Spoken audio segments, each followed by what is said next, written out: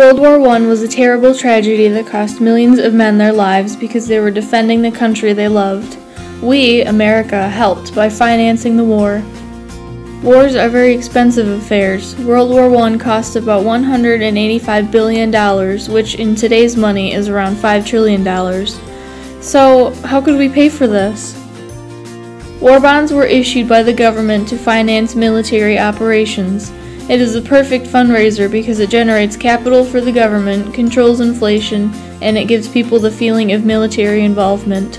When we entered the war, we were in recession, or an economic downturn. People were losing their jobs, houses, and they weren't making enough money.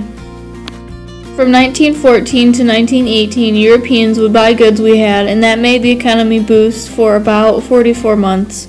During this time, unemployment rates dropped from 7.9% to 1.4%. While the men were off fighting for their country, the women helped out a lot. They would plant gardens called victory gardens so that when they sold the crops, they'd send the money to the militaries and they'd get the troops supplies. Women also advertised for war bonds, so they'd sell quicker. Most of the women then took the men's jobs while they were away. When the men got back, for some of them it was difficult to get their jobs back. After the war, the women gained much more respect than before the war. Another way we helped finance the war was through the food and fuel consumption.